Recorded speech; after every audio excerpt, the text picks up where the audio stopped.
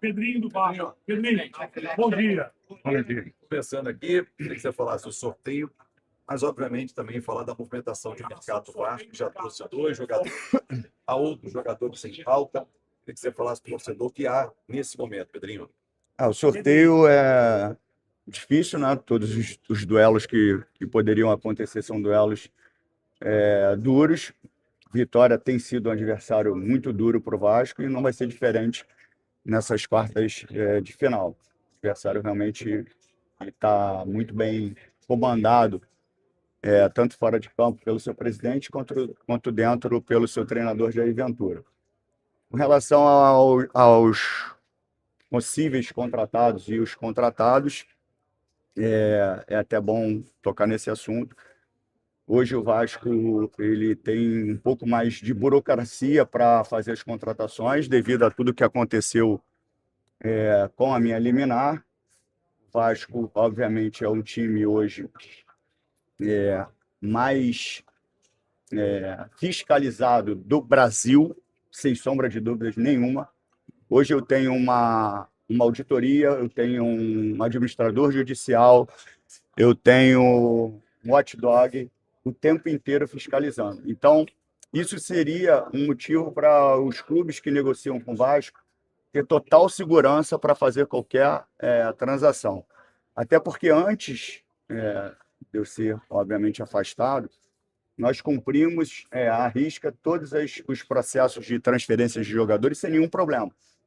Então, com o afastamento, isso criou um critério muito rigoroso, na minha concepção, às vezes, muito duro, porque não existia e não existe nenhuma irregularidade em todos os trâmites feitos pelo Vasco dentro da minha gestão. Só que com essa liminar aconteceu que os clubes agora exigem muitas garantias, muitos processos ali para que as negociações sejam concretizadas.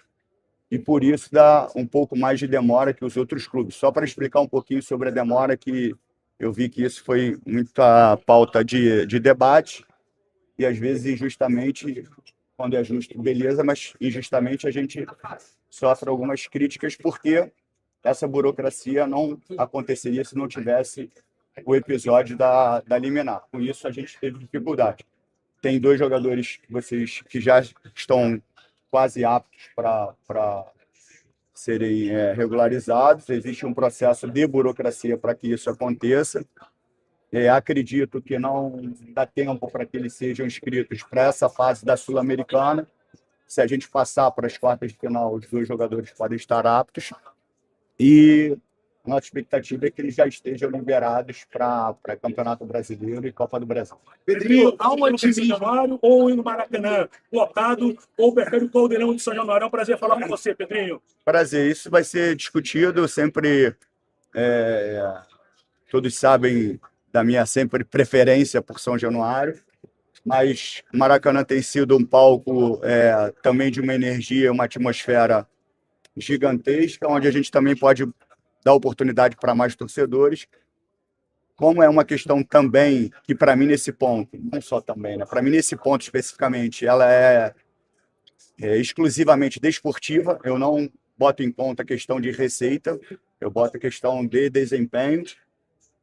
Aí eu levo para a comissão técnica, para os atletas, porque os atletas aqui jogam, e a gente vai construir para tomar a melhor decisão para esse jogo. Pedrinho, há um otimismo sobre a venda da SAF em relação ao Marco Chalamak, a autorização da Justiça? Então, qual o processo da venda e os próximos passos, né? Nós passamos muito tempo... Quer chegar para cá? Por favor, Aline, coloca. Aqui o Pedrinho conseguiu imprensa e Nós passamos muito tempo negociando, e sempre em sigilo, né, pela questão de segurança da negociação. Obviamente, com tudo que aconteceu, o nome veio à tona do Marcos Lamac, e nós chegamos numa operação de um investimento importante, que existe algumas considerações que precisam ser feitas. Dentre elas, o acordo com a 777, e isso vai ser feito. E, obviamente, abrir um processo competitivo. O processo competitivo ele é feito da seguinte forma: nós pedimos para a juíza, obviamente, abrir esse processo competitivo. Ela determina que o administrador judicial faça um edital para abrir o processo competitivo. Abrindo esse processo competitivo, ele vai ter um período ali de dias estipulados pela própria juíza, quanto tempo vai ficar aberto esse prazo de competição, partindo de uma proposta ou de uma oferta do investidor, que é o LAMAC, como base, como parâmetro para terceiros. A gente chama isso de stalk horse, que é correndo atrás do cavalo. Então, a proposta do LAMAC ela é a base para os terceiros. Havendo uma proposta maior que a do LAMAC, ele tem o direito de igualar essa proposta.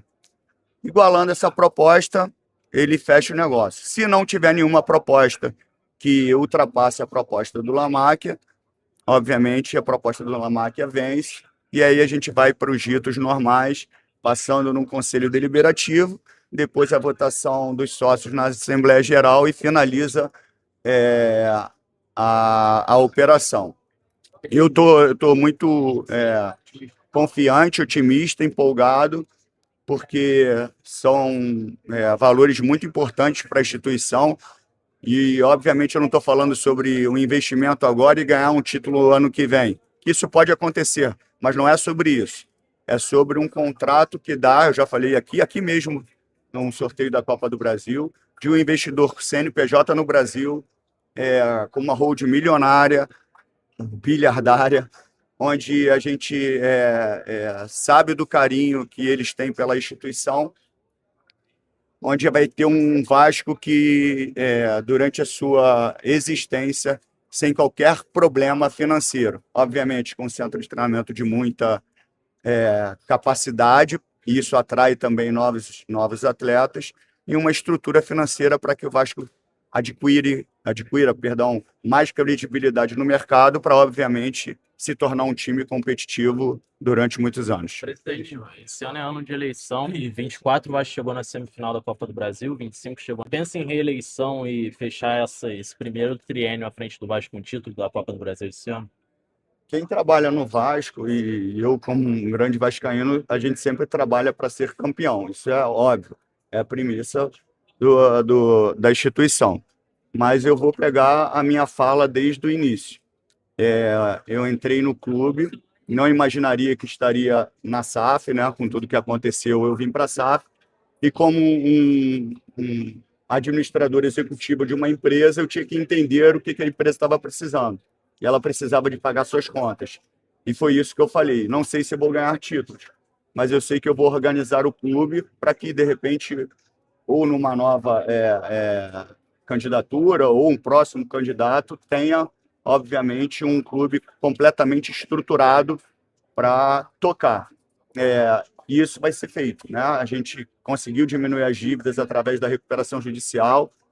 Se Deus permitir, que tem total peso, a mão de Deus nesse processo inteiro. Agradeço muito a ele por direcionar muitas decisões que eu tenho tomado. A gente vai ter um clube que vai estar com um investidor que vai poder organizar de uma forma definitiva o clube para sempre. E a questão da candidatura tem chances, né, de eu voltar para mais um triênio, mas isso não é para agora, não é para ser decidido agora, é um pouco mais para frente. Pedrinho, você falou a respeito dessas posições que o CNMT impôs ao Vasco, pagamento de agora 10 milhões, vocês já chegaram a conversar? Isso já estava, já era até negociado, né? A gente queria 10 milhões, o CNRD queria 20, acabou que fechou em 15. Então já estava dentro da previsão, não é nenhuma surpresa. Como também não é nenhuma surpresa, ou é surpresa para alguns que se fazem de desentendidos e gostam de falar sobre os empréstimos que o Vasco pega. Como eu falei, todos os empréstimos eles estão dentro do plano de recuperação judicial. Eu não tiro nenhum empréstimo da minha cabeça, né? Hoje eu estou a fim de como teve um cidadão que me fugiu o nome agora, que ele vai responder judicialmente sobre uma declaração que ele diz que ele usou uma palavra Roubou 120 milhões. surrupiou, que é uma conotação de roubo. E isso é gravíssimo e não pode ser normalizado. Ele está falando que teve um roubo no Vasco de 100 milhões. É muito grave. E ele vai ser processado por isso, tendo que provar o que ele falou. Porque uma coisa é o direcionamento da receita que a gente tem. E o direcionamento da receita da venda do Ryan, ela evitou que a gente tivesse já pego um empréstimo para pagar todos os salários, fluxo de caixa. Obviamente, depois tem outros empréstimos que fazem parte do plano de recuperação judicial. Então, ele fala com uma propriedade, uma asneira tremenda. Ele e muitos outros. E com uma irresponsabilidade, porque ele não está falando sobre contratou bem, contratou mal, sobre investimentos no CT ou deixei de fazer investimentos no CT. Ele está falando sobre roubo. Então, ele vai ter que provar isso duramente. Duramente, porque o que ele fez foi uma acusação gravíssima a mim e à minha gestão. E ele vai ser punido duramente por isso. Duramente por isso, que isso fique muito claro, que a minha gestão é uma gestão mais fiscalizada do Brasil. E eu adoro. Pode botar hot dog, pode botar quantas pessoas quiserem lá, e é isso que eu quero mesmo, para ver a lisura de todo o processo que tem sido feito, desde o momento que eu entrei e da injustiça que eu sofri quando eu saí. É também uma série de responsabilidades que faz o Vasco não poder contratar, estando em RJ? É a mesma coisa, porque quando... Perdão, é porque está muito direcionado para cá. Quando eu faço os movimentos... Para ficar claro, a recuperação judicial, ela não é uma falência da empresa. Então, assim, eu crio um plano ali de pagamento, onde eu tenho uma aprovação, eu não sei se foi a maior da história, mas de 97,7% dos credores.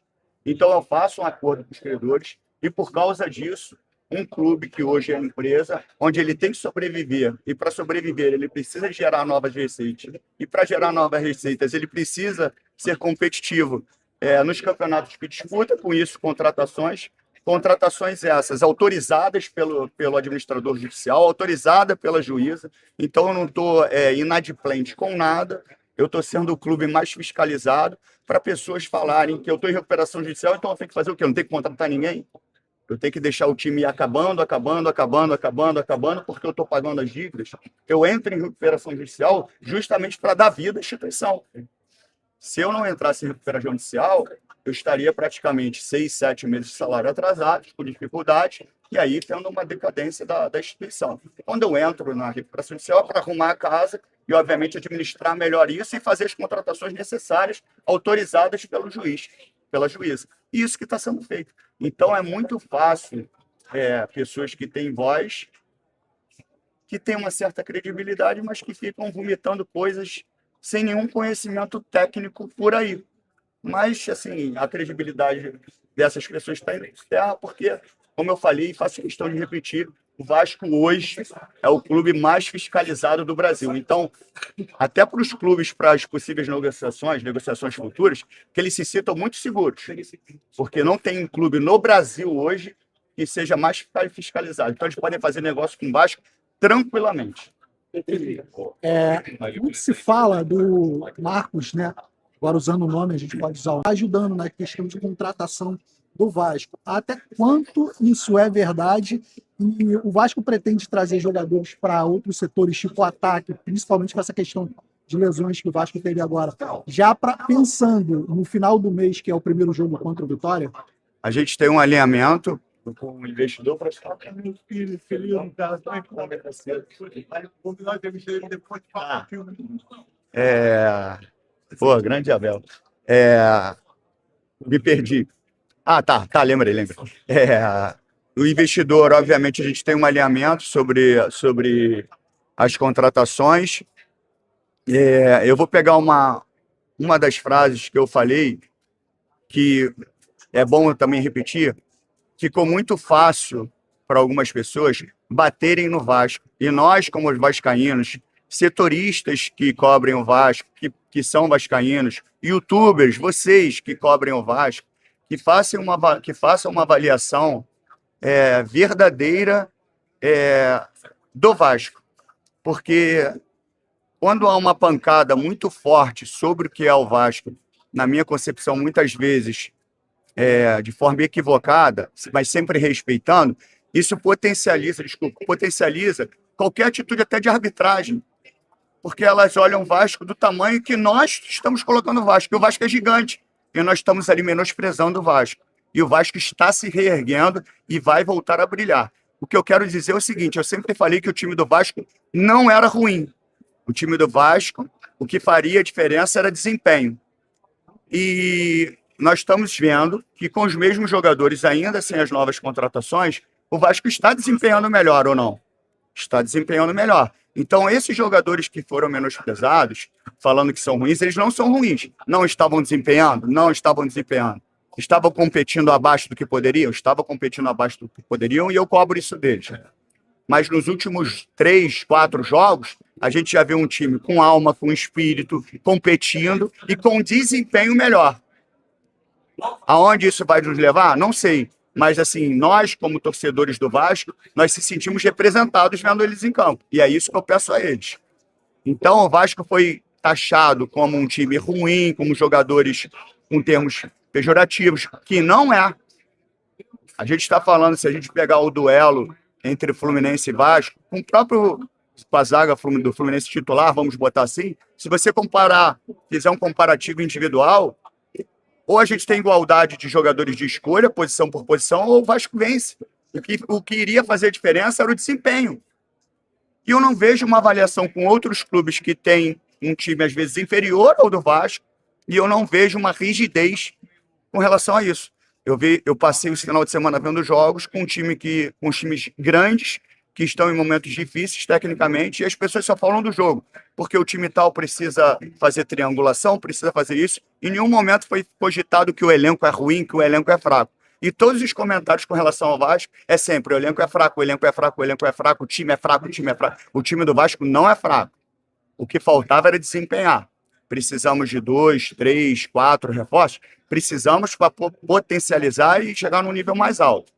Eu acho que a gente está tentando buscar isso com equilíbrio, dentro das nossas condições e sempre fiscalizado por todos os órgãos fiscalizadores para que a gente faça as transações. E isso tem uma dificuldade maior sobre isso, tá? Para fazer as contratações, para ficar claro, por isso a demora, porque tem muita burocracia. Presidente, só para fechar, possivelmente, eu acho que pode investir Ieboá, Brian Rodrigues, esses nomes que estão sendo especulados? A gente já tentou o Ieboá, o Brian o preço ficou um pouquinho acima do que a gente gostaria. A gente não desistiu, mas é difícil. A gente nem chegou a abrir uma negociação com o Brian. O Ieboá a gente foi um pouco mais para cima com mais vigor, mas também teve uma dificuldade grande. São jogadores fortes no mercado, mas não é simples uma negociação desse tamanho.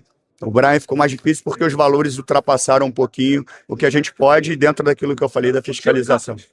O Diego Carlos também está no radar. Também. Tem muitos jogadores mapeados e o Admar depois explica melhor para você. Você pode já estrear nessa quinta-feira Sul-Americana? Não, nessa fase não. Provavelmente, se a gente passar para as quartas de final, sim, por toda a burocracia que eu já falei aqui de forma anterior. Tá? Pode acontecer de sair de retroativo, como foi o Alex Teixeira. Acho difícil. Acho difícil. Pode, mas acho difícil. Gente, obrigado, presidente. Obrigado, Vinícius. Muito obrigado. Obrigado, Vinícius.